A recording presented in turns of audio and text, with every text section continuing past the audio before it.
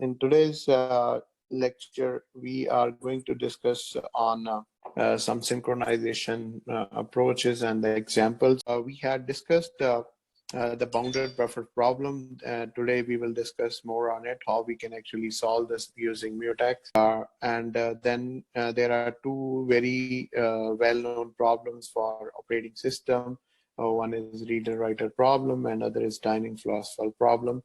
So all these problems are basically discussing the synchronization schemes and how algorithms are handling them, and what are the drawbacks for these problems itself. As I always say that in computer science, each algorithm is biased toward a particular type of data set, or some particular type of data set. So there is always biasing, and no algorithm is perfect. So there is always a trade-off, like we choose one over the another for certain scenario. So every algorithm has its own advantages and disadvantages.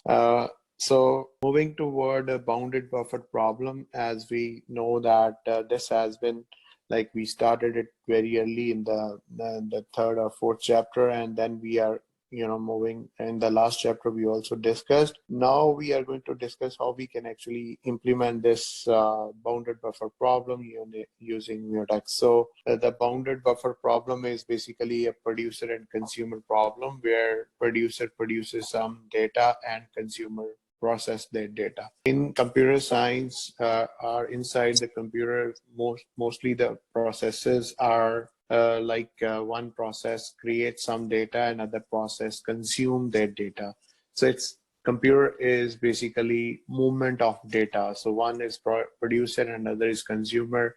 And let us suppose sometime your CPU, your ALU register would be working as an producer. They produce some new value and put that back into the secondary storage, or print that onto the screen. So there is a movement of data. How that movement of data is efficiently handled, this is all about operating system.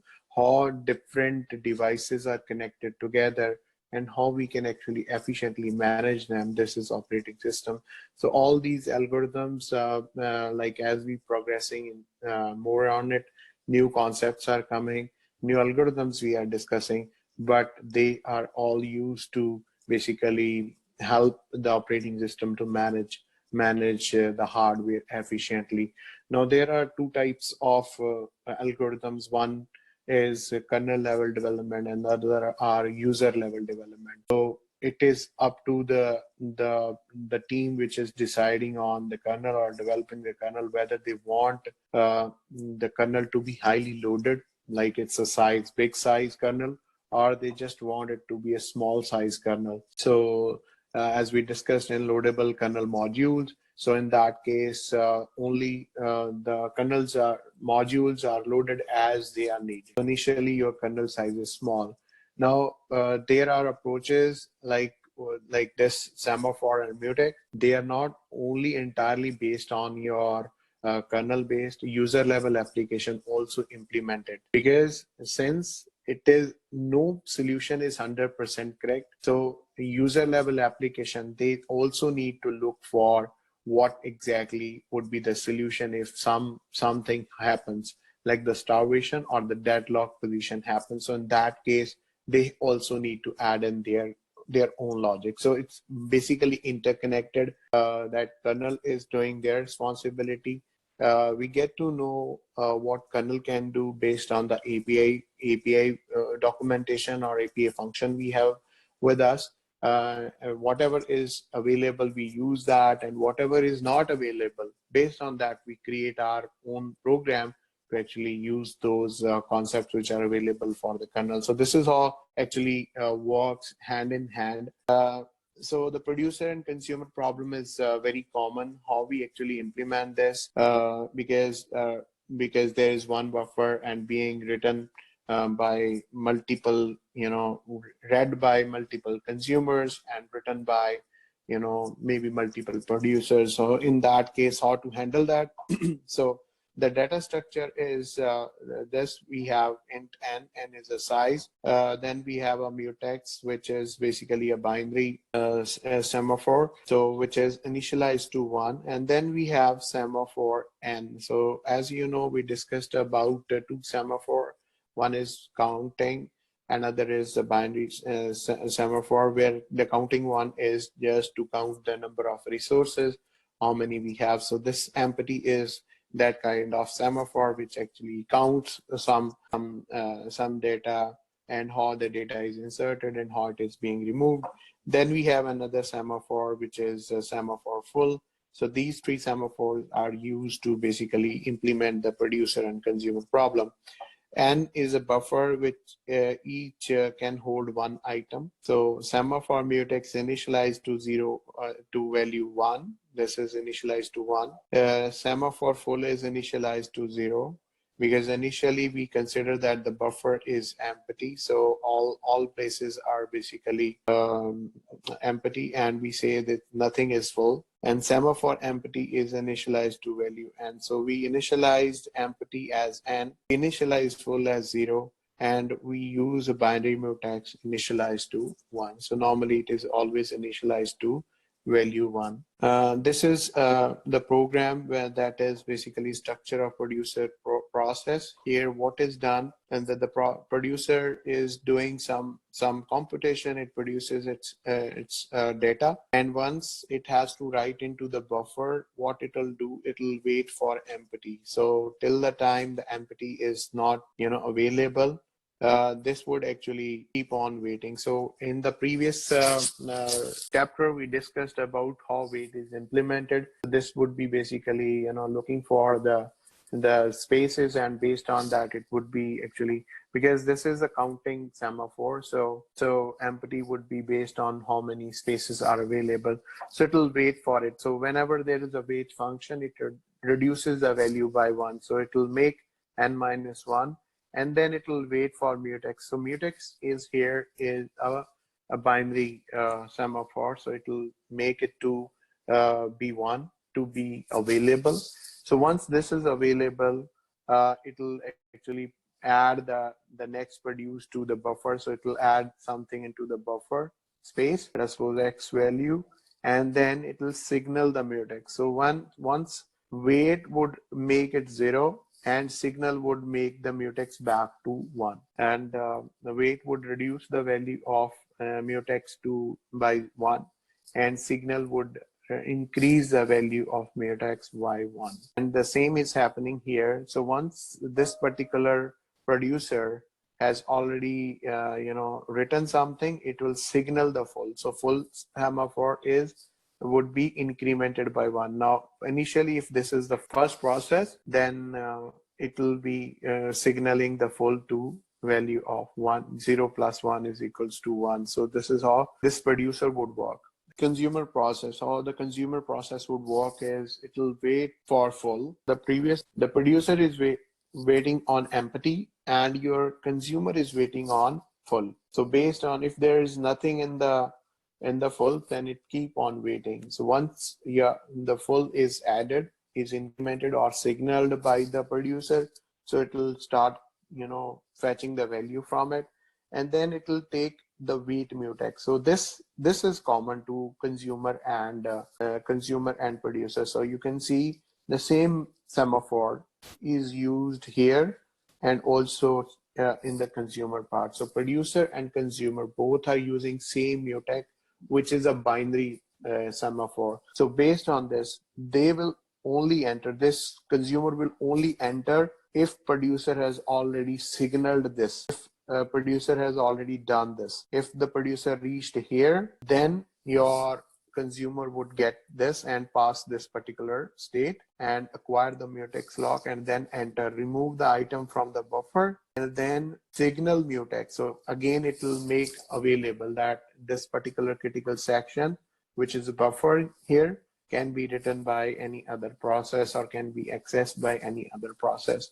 So once it signals the mutex, it signal empty. Now what this empty does, it basically add +1. So now the empty here is initialized to n, which was basically made n-1 by the producer, and then the consumer increment this and create it to n+1. So whatever is the value of n, so it is basically adding it to 1. So there are two types of semaphore we have used. One is counting, another is binary semaphore. Full and empty are counting semaphore, whereas mutex is your binary semaphore. So the binary semaphore is used to allow to enter the critical section, whereas counting semaphore are counting on the number of resources which are available. So here your full and your empty variable, basically semaphore, they are also resources. So based on this, we are actually using them, and full and empty are representation of what is the size of the buffer available. So those are two pointers which we normally use in an array type of representation. So reader writer problem is another synchronization problem. So all of you might have worked on databases, different databases. Whenever we talk about there are multiple processes which are trying to access the data at the same time. Normally, your databases always follow ACID properties. So those ACID properties are atomicity, consistency, isolation, and durability. So this ACID property is always maintained for the database. So whichever database you want to choose, normally they would have this particular properties enabled. So this comes from CORD 20 for our DBMS databases. So this must be there, that they are acidic, atomic, consistent, isolated, and durability. Like each and every transaction that is happening should have these properties all together. So whenever we say that we have a database, it is normally accessed by multiple people. There are more than one person who are writing into that particular location. There are more than one person who is reading from that particular location. So it depends upon the number of clients you have for that particular database. Let us suppose that we are accessing the data of student and somebody else is also updating the data of the student. So we are trying to access the same data. Now in that case, we have to manage. Now this becomes a critical section problem, and we have to synchronize the order. The most important example for this is a banking problem. Like one, at the same time, the transaction is to withdraw the amount from the account, and at same time, the other person may be adding to the same account. Now, these two transactions are started at same time, but the mechanism should be that at end, your the value of your cash of a particular customer account should be consistent. And how that happens, because the two transactions can start at same time, because it's a in concurrency, they can happen together because the systems are concurrent. They allow multiple threads to run at same time. So how that happens? So in that case, we have, if you remember, I discussed about different dependencies, read after read, write after read, write after write. So there are many dependency graphs. If we go towards the distributed databases, because if I'm talking about this client server architecture. So RDBMS is client server based database. Now there are new databases also, like NoSQL is there. So in case of NoSQL, how you actually manage that, there are some properties which are need to be relaxed. Why? Because your database is on to multiple places. So you might, it might create a question, then this is not good to use NoSQL for the databases. The most important thing why RDBMS still is an industry leader, because of these ACID properties, because of its transactional power, because the consistent state of the data is maintained, whereas NoSQL does not allow this, or they are trying to follow this, but it is not that professional as compared to RDBMS. And that's why competing with the NoSQL, RDBMS is still at the top. This is a scale up architecture, whereas this is scale out architecture. So this might go little beyond the course, but what I mean to say is that RDBMS is good because it always, keep the data in a consistent state. Now, how it happens? This is because it implements the synchronization system in a way that makes the data in always in a consistent state. Whatever and how many processes are running on that particular, customer account, all would be, after all finished, data would be inconsistent. That is the surety that your RDBMS database gives. So if somebody asks why RDBMS, that because it manages the transactions or when multiple processes working on the same data is best at that. So this is the power of RDBMS, and that's why it is being used. Anyways, coming back to what I was the reader-writer problem. So suppose a database is shared among several concurrent processes. Some of these processes may want only to read the database, whereas others may want to update it. So they want to read and write the database. So in that case, it become a critical section problem. Okay. So the data set is shared among number of concurrent processes. Reader are those who want to read the data set. They do not perform any update. Writers can both read and write the data.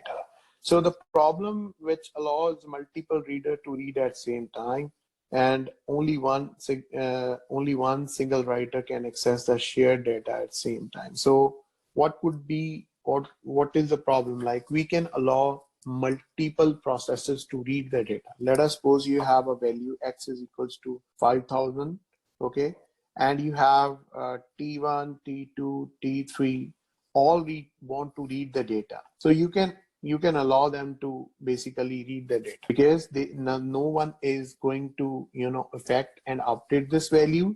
So each process would get the consistent value of x to it. So each one would receive x. T1 would get x is equal to 5,000. T2 and T3 would also get x is equal to 5,000. Now let us suppose there is another process, T4, which wanted to change this value to 6,000. Okay. Now if this happens between like T1, T4, T2, and T3, if this is a sequence, then what would happen? T1 would get the value of x is equal to 5,000. Whereas T2 and T3 would get the value of this as 6,000. That would happen, and these were actually what we needed is we need 5,000 to be delivered to T2 and T3. So there is a sequence that we need to follow while writing and reading into it. So that creates a problem. We usually allow multiple readers to read at same time. And when a single writer wants to write into the shared data, it has been given exclusive, access to that particular location, and there should not be any race around condition. So that the race condition should be eliminated if we give only single writer to access the same thing. Yeah, so basically there should not be a race condition. Now we discussed about race condition. So the consistency should be maintained. So what I mean is consistency should be maintained while there should not be any race condition. So whenever somebody is trying to write into that particular location X, it should become a critical section problem. If the processes are reading from it, multiple processes would be allowed to read. Now there are two set of things, like one is read thing and other is write thing. When it is a read thing, it's not a critical section problem. When it is a write thing, it becomes a critical section problem, because we have to make this single writer to write into that particular location. So that is what is the problem here. Several variations are available how to get and solve this problem. Now the first is first reader writer problem. It requires that no reader should wait for other readers to finish simply because writer is waiting. What it means that if there is any reader and which wants to be executed, so it should be given preference over the writer. In other solution, the writer problem requires that if a writer is waiting to access the object, no new reader may start reading. So in that case, the writer would have permission to actually, write into first, then reading. So in the first case, readers are given priority.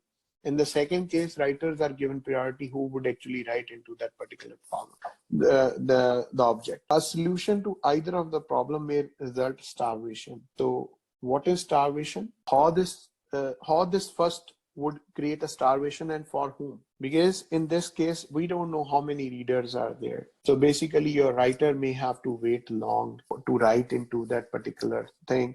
And the second case, the reader may starve because they have to wait for the writer is finishes its task. Now quickly, the question now here is, while W1 is in the critical section, the following processes arise: R1, R2, W2, W3, and R3, where R1, R2, R3 are reader processes. W2, W3 are the processes that are writing into that particular location. Now, you have to choose out of which would be actually the first reader's problem. As per first reader's problem would be the solution. So first reader says no reader should wait for other readers to finish simply because writer is waiting. So based on this, what would be the correct sequence of your like how the processes would enter into the critical section? So what is basically the correct order? Yes, because readers don't wait. So W1 is already in the critical section. So R1, R2, and R3 would be given access. This is how it would actually be executing. So number 2 would be the one which would be executing. So now let us suppose two new readers R4 and R5 arrives while W2 is writing. When will each request would be processed? So both are will be processed between W2 and W3, because we say readers should not wait.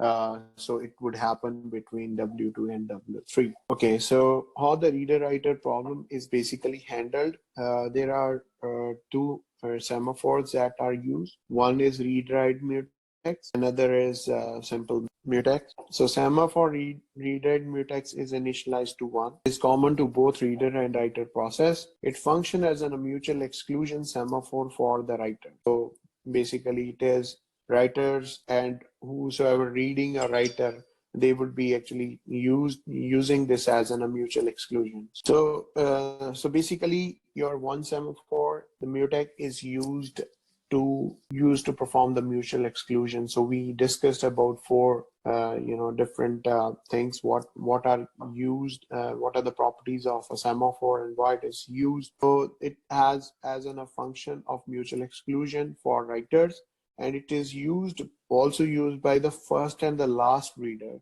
that enters or exits the critical section. So this is also used by readers, the first and the last reader, because there may be multiple readers who are waiting for it. So it would also be used by read-write. Read and mutex would be used by writers as well as the first and the last reader that enter and exits the critical section. It is not used by the readers those enter or exit while other readers are in their critical section. The semaphore mutex is initialized to 1. It is used to ensure the mutual exclusion when the variable read count. This is used for mutual exclusion on this. So if we want mutual exclusion on read count, don't want a race condition here on read count. So that's why we are using a mutex simply for this, which is semaphore mutex initialized to 1, and read count is initialized to 0. It keeps a track of how many processes are currently reading the object. So these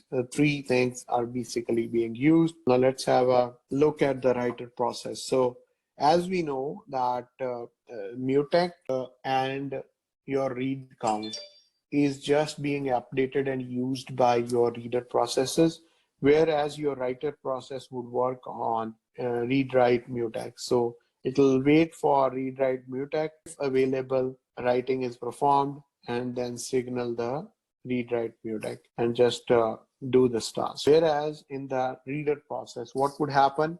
It will wait for the mutex. First thing is wait for mutex. this is needed to write into this particular location to read, write, or update your read count. So once it get this mutex, it will increase this count. If the reader count is 1, it means there is one reader process. Then it will wait for the read write mutex. So it will wait for read write mutex. And if it got it, then it will signal the mutex. Signal mutex mean it has already acquired the access and it went into the critical section. Then it signal the mutex. And once the reading is performed, it will wait the mutex. It will release that particular, it will decrease that particular mutex, and then count is updated again. So this is used to access this again. This is used to access this again. Wait mutex is used to access this again. So read count is minus minus, and if this is the last one, so if read count is 0 0, it will signal the read mutex. And once all is done, it will again signal mutex, and this is how this would happen. Now to discuss again what is happening. So this is particularly checking for if this is a first reader process, and this is just this code is checking if this was the last exiting reader. So if there are more than one readers in the process, so then in that case this condition would never run. And if there is more than one reader, then this condition would also not run. So based on this reader process would work. It'll wait till it get two semaphore. One is mutex, another is read write mutex. It will wait for read write mutex if this is the first or the last reader, and it will update the read write mutex if it is the last exiting reader. Okay, so if the writer is in a critical section, then n readers are waiting. Then reader 1 is queued on our read write mutex, and n minus readers would be queued on mutex. Also observe that when a writer executes the signal read write, it may resume the execution of either of the waiting reader or a single waiting writer. So basically, whenever there is a signal, either waiting reader or waiting writer would start its execution. The reader writer problem has been generalized to basically reader writer log. So rather than we call them as a reader or writer log. So whenever somebody wants to write, so it will acquire that as a reader log, and whenever some process wants to write into, it will get a write log. So when a processor wishes to read, it requests the reader writer log in read mode, and whenever a process wishing to update the data, so it requires that to access this particular into write mode. So multiple processes are concurrently acquire reader writer in read mode, and whereas only one process would acquire this lock in writing and exclusive access in to the writing mode. So reader writer locks are mostly useful in the situation where we identify there are large number of reader operations than writer operations, because it puts the computation and computation load onto the system, but it usually, the increased concurrency of the allowing multiple reader compensate the overhead of involving in setting up the reader writer log. So there is basically an overhead to set this up, but if there are more number of readers, it means we need not to worry about much about the consistency of the data. So this is quicker to read, and it allows multiple readers to actually work on it, and that's why basically this is better approach.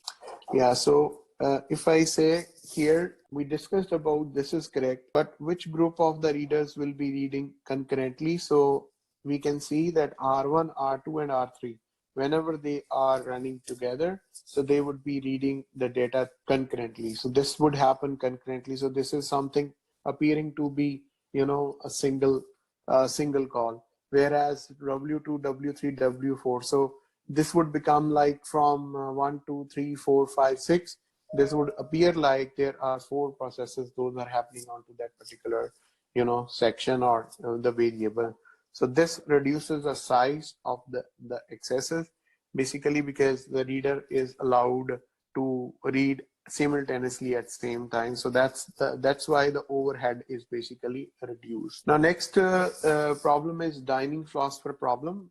This is a wonderful example of synchronization problem. I don't know if you have heard of this earlier in databases or so. So there are, the example and the story is, there are 5 philosophers and all are sitting on a round table, and what they do is they do 2 things. One is either they are thinking or they are just eating. So when they get hungry, they eat. When they are thinking, they never talk to the person who are sitting on the table, or the person who is next to them. So there are 2 processes: thinking and eating. So synonymous, processing and sharing. So basically your process, let us suppose these are 5 processes, they are just processing their task or they are sharing the task. Now how this sharing would happen? The sharing is basically a synchronization problem, because whenever we try to share some particular space, then we have to think over, like, there should not be any race condition. So the data should be in consistent form. That's why we actually worked on different, hardware, then software implementation of synchronization. And this is one example of synchronization. So the philosophers do not interact with the neighbors, and they occasionally try to pick 2 chopsticks, one at a time, to eat from bowl. So this rice is a shared data. To reach this shared data, they have to use the chopsticks. Now, you can see there are only 5 chopsticks. So 1, 2, 3, 4, 5 chopsticks, and 1, 2, 3, 4, 5 bowl. Their plates, and there's 1 rice bowl. So this is what they are going to share. Now, it may be possible everyone is thinking asynchronously and then eating at asynchronously, then it is all good. 2 processes or 2 philosophers, they start eating at same time. What they're gonna do is they want to acquire the resources. Now our chopsticks are resources. Like in a computer, there are many resources, files, your drivers, or your semaphore or mutex. All these are resources. So if they try to access, they want to eat, they have to acquire 2 chopsticks. They cannot eat with 1 chopstick. So if they want to eat, they need 2 chopsticks. So 1 from the left hand side and 1 from the right hand side. So don't interact with neighbors. Occasionally try to pick up 2 chopsticks, 1 on left hand side, another on right hand side, and then eat from both. So need both to eat, and then release both when done. So when they actually done eating, they release this thing. So what is this problem? It's a shared data is your bowl of rice, and we need semaphore. Now, because what is shared here is the data is shared, but the resources, the chopsticks, are also shared. With chopstick, they are basically accessing the data. Let us suppose you have to take data from your USB. So in that case, how that would happen? So they have to acquire the resources and then pull the data from the rice bowl. Problem here, the synchronization problem is about chopsticks, about acquiring chopsticks. So how that would happen? So the problem here is a classic synchronization problem. Neither is practical, or it's basically a concurrency control problem. So it is simple representation to allocate several resources among several processes in a deadlock free and starvation-free manner. So now we are moving toward deadlocks, and we also need to know that we have already know that starvation-free is what means giving some bounded time for the process to actually execute. That makes it starvation-free. And then the deadlock is the condition where 2 processes should not each other to finish, and they are trying to access each other resources. So that basically creates a deadlock problem. So we will discuss more on it. Now the structure here is something like, if I discuss this first, the structure of philosopher I. So let us suppose there are 5 philosophers. So for I philosopher, how it could be done. So what it will do, it will try to wait chopstick I, its own chopstick, and then it will wait for the chopstick next. So the left chopstick and then the right chopstick. So it will wait for this particular situation. So once it acquires both, it will actually eat. Eat means it'll do its processing or sharing data, whatever it wants to do on the sharing data or onto the critical section. So it will go there. Then it will signal both and then again start thinking. So when it is thinking, it's doing no sharing of the data. So these two chopsticks are required to access. Now, this is a problem that a one function, a one particular process needs more than one resources to perform its computation, to perform its operation. Till now, we were just talking about a single, resource which it was trying to access. The resource there was mutex. So they were actually waiting on that particular mutex to get access to the critical section. So basically the chopstick left would be taken, then right chopstick would be taken, and then eating is done, and then put it back onto the table and then start thinking again. So there are two processes, basically thinking and eating. So for eating, it requires resources, acquire the resources, and then release the resources. So it is done very fast. So this process is done very fast. Okay. Although this solution guarantees that no two neighbors are eating simultaneously. Now the issue is, let us suppose this thread T1 started eating. Now what it will do? It will acquire this and then it will acquire this. So once it has both, it will start eating. This particular process wants to access and wants to eat because all are asynchronously thinking and eating. What would it try? It will try to access this, which is already busy. Once this is acquired, only then this would be acquired. Okay. So what would happen? This solution, which we discussed, is, making, so this will make the two processes should not start eating simultaneously. Nevertheless, must be rejected because it could create deadlock. So let us suppose the situation, all 5 philosophers become hungry at the same time. What would happen? Everyone is hungry at the same time. What would happen? Each thread would try to access the chopstick left to it. So they will acquire, this will acquire, this will acquire, and this will acquire because they at the same time it happened. So everyone started, so all acquired at the same time.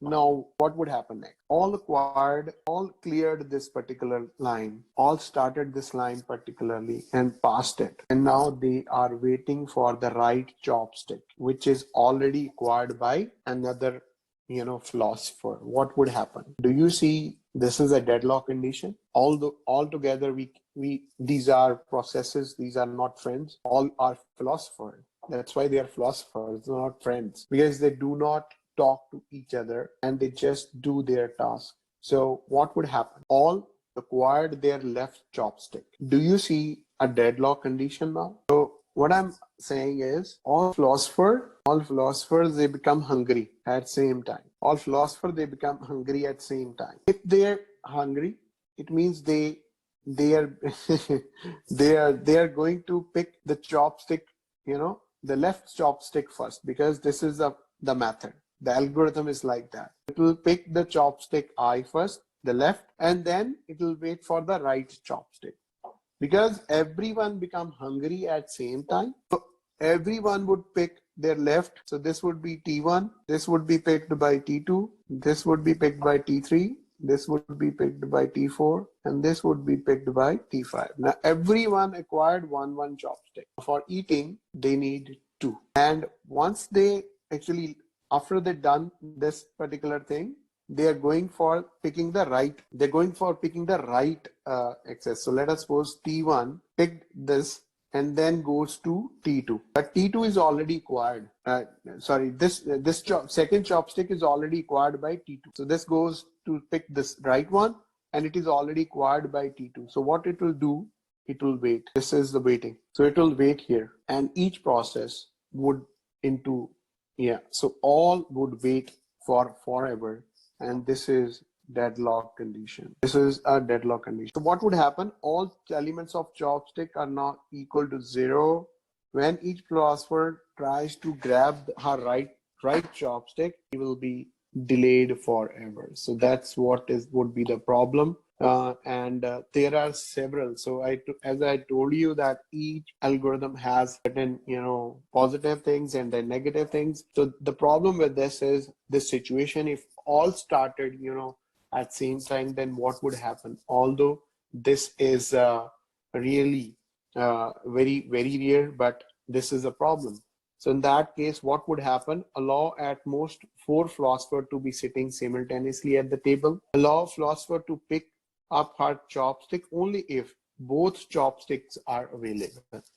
To do this, she must pick them up in a critical section. So as we discussed that picking up again become a critical section problem. So we put them into another critical section. So because chopsticks are also shared, so we can put them into critical section. This is one answer to it.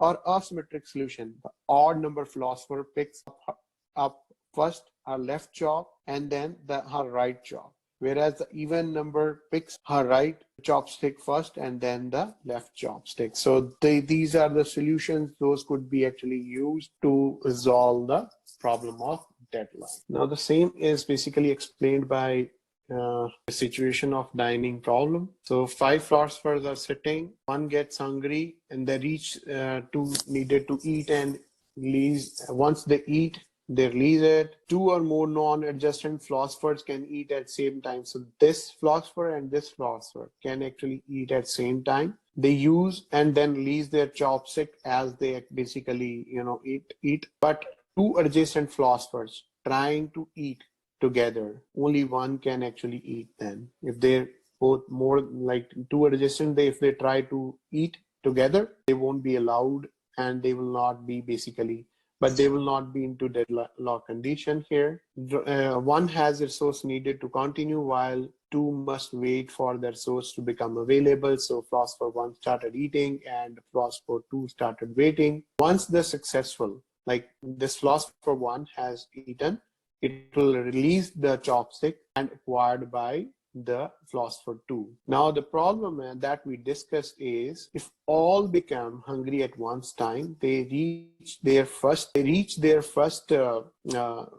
left and pick that and try to keep on waiting for the right to happen. So in that case, this would be the problem. Okay, so this is the problem. Like this is the deadlock condition, which no philosopher can make progress. Therefore, none will eat and release the resources. So this is particularly a deadlock condition. So now is about how this basically is implemented in Linux. So we have already worked on pthread library. So that has some implementation for basically mutex lock and semaphores. So we are going to discuss how and what functions basically they have. So mutex lock is used to protect the critical section of the code, and a thread acquires the lock before entering the critical section and release it upon exiting the critical section. So we know that mutex is used for that particular purpose, to allow somebody to enter into critical section or not. We will discuss on deadlocks in the next lecture when we start chapter deadlock. And now we are coming back to the pthread library synchronization, what functions are available. So here are mutex locks, which are available for in pthread libraries. It requires pthread.h header file, and then mutex is declared by type. It's a binary semaphore. Yeah, pthread mutex is declared by your basically pthread mutex underscore t. This is what is used. So this is what is basically used to declare the type of the mutex, and then we initialize this using this particular function pthread mutex initiate. Here we pass in the address of the mutex, and then we have a null here, which is similar to what we already done for creating threads and initializing threads. So null is passed in second parameter. We initialize the mutex to default attributes, and the following code is for acquiring and releasing basically for the mutex. So this is used to acquire pthread mutex lock. We pass in the mutex address, and it will actually acquire that particular then we release it. So this is something wait and signal process. All mutex function returns 0 with the correct operation, and if error occurs, these functions return non-zero error code. So this is how your mutex is implemented in your pthread library. There are semaphores also. So semaphore are two types of semaphore. Those are basically defined in your pthread library. One is named and unnamed. So in named, they are pretty much same, but the only difference is the name that is given here. So function, and both are implemented in most of the distributions. So that's why we are discussing here. So in named function, we declare and this type of semaphore, and then we initiate it. So here it's similar to what you did for processes and thread. So here we open this thread by passing semf, and then we create if it is not existing. This is used to give the access to semaphore if we want to share it with other processes, and one is it is initialized. So this value 1 is used to initialize that semaphore. This has advantage that can be shared between unrelated process by referring to this name. So named semaphore are the one which can be shared by unrelated processes by passing this particular name of the object or the semaphore. So as we discussed in the previous slide, the same thing is here, the wait and the signal, or it is called wait and post here. So sem wait would wait for sem to get freed and then enter into the critical section. After the critical section is over, it will signal the semaphore. So this is how the semaphore is basically working and using whatever we discussed in the previous section. So it is also initialized to 0. So this is named semaphore, which has a unique name for that particular semaphore and can be used for unrelated processes by sharing the name. Then we have unnamed semaphore. So it has pointer, flag indicating level of sharing, and semaphore initial value. So here it is declared by this function seminitiate. Here we pass basically the address, then we pass in 0, which indicates the level of sharing. If we are passing flag 0, it is indicating that the semaphore can be shared by the thread belonging to the process that creates. And if we supplied a non-zero value, we could allow the semaphore to be shared between the separate processes by placing it as in a region of shared memory. So you know the shared memory model, how it works. So we can always allow this to be shared between different processes. Then we can initialize this. This value is for initialization. So both implementations are available in most of the operating systems, particularly Mac and Linux. They implement these both implementation named and unnamed semaphore. That's why it has been discussed. So this is how your unnamed semaphore is used, where it waits. It is a wait operation, and then this is signal operation. So you know that what wait is doing and what signal is doing. So based on this, we can actually use all these together.